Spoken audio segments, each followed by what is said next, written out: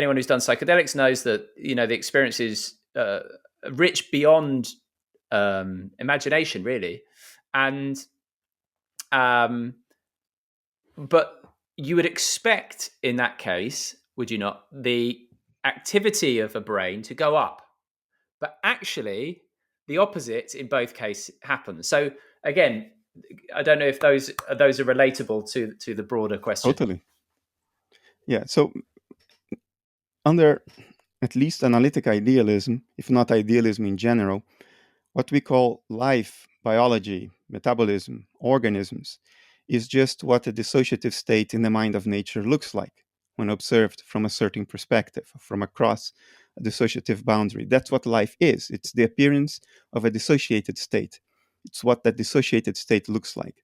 So if death is the end of life, then it's the end of dissociation. So you would expect that if your ordinary brain function is fully compromised, in other words, you died, you would expect your dissociation to end. Your inner life would then be reintegrated into a broader context. And what you would experience is an enrichment of awareness, not the extinction of awareness. So, precisely the opposite of the prediction of materialism. Now, we cannot talk to people who really died for obvious reasons. They are no longer dissociated, so there is nobody here to talk and tell us. NDEs, near-death experiences, maybe, but we cannot.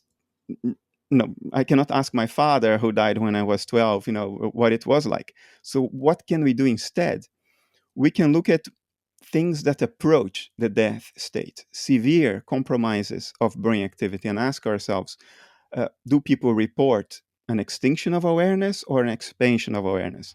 So when you put pilots in a centrifuge and they become unresponsive because the centrifugal forces drain blood out of their heads, so their brain activity becomes highly compromised, much reduced.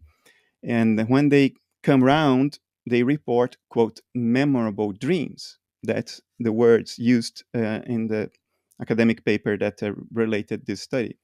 So here you have an instance of severely compromised brain activity being correlated with enriched experience, which is what you would expect if life is a dissociative state and death, the end of the dissociation. Psychedelics, if you, until 2012, if you would have done a study and realized that psychedelics light up your brain like a Christmas tree, materialists would say, aha, of course, we always told you so. It can't be any different. The brain generates experience. So if you have a mind-boggling experience, your brain is lit up like a Christmas tree. Now, from 2012 until today, we've tested multiple psychedelic substances in multiple institutes, multiple groups, multiple testing procedures and protocols. And the one major and consistent result is that psychedelics only reduce brain activity quite significantly, and they don't increase brain activity anywhere else.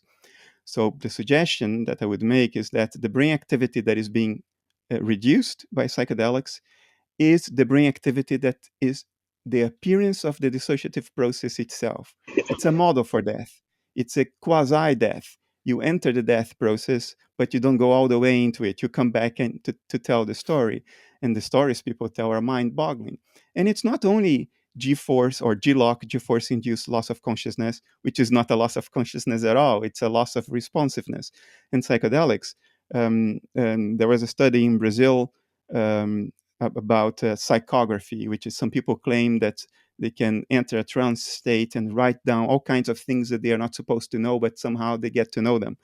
Turns out that people who can actually do that, they can write very complex text, while brain activity related to language and logic and text writing is severely reduced under their trance state. Or teenagers playing the dangerous choking game in which they partly strangle themselves in order to have a high. And if you see the descriptions of that high, it's like, wow, they're going back to cosmic consciousness. And how do they do that? By restricting blood flow to the head and severely compromising ordinary or normal brain function. Nobody should do that. It's unsafe. You can die if you do that. But teenagers do that. I mean, the list goes on and on. Bullet wounds to the head correlate with acquired savant, enhanced cognitive skills because of bullet wounds to the head. I'm not saying that every time you wound your brain, your consciousness will expand. No, most of the times you will compromise the contents of your dissociated alter, and your cognitive skills will reduce, your memory will reduce. Most of the times, almost all the time, that's what will happen. But if that damage happens in the part of this image we call the brain that correlates with the dissociative process itself, as opposed to the mental contents of the dissociation, then in those rare cases, you should have an expansion of awareness under idealism. And under materialism, there should be none of such cases, not one. Even one contradicts materialism. And it turns out that there are loads of such cases. The literature abounds with such cases.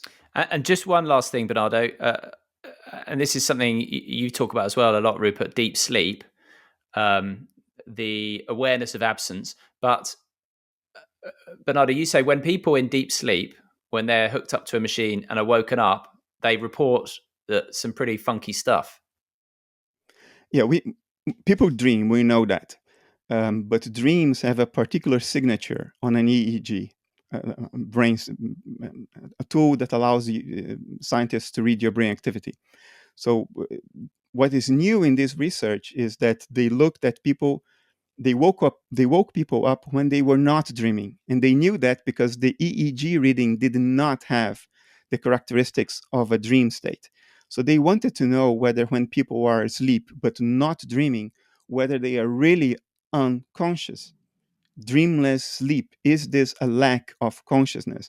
On the idealism, it shouldn't be, because consciousness is all there is. There is no such a thing as total unconsciousness. There is only dissociation and lack of meta-consciousness, but not phenomenal unconsciousness. So they would wake people up when they were not dreaming and ask them quickly, uh, were you unconscious or were you experiencing something? And people would systematically report they were experiencing things that weren't dreams. And they categorized those things in three different boxes. Um, Dream thinking. Turns out that you can think while you're dreaming. Subliminal perceptions. You may be feeling the wind when your window is open. Even though you are asleep, you are still having that perception. Or what they called selfless states of awareness, by which they mean a state of awareness in which you do not have the identification with an individual self. So apparently, throughout the night, you are experiencing things during your sleep, even if you're not dreaming.